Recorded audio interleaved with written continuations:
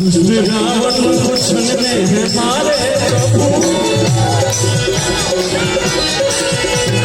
कि भक्तों को हमने उबारे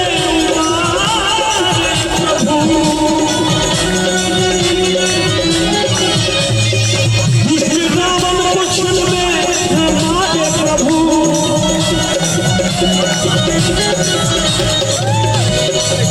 एक जब मुंबई ले वो सब सरकार का बुराई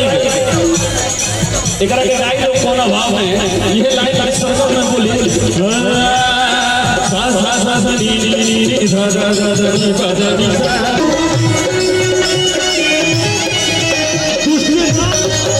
लास्ट में भाव कि सुख मिले शिवर को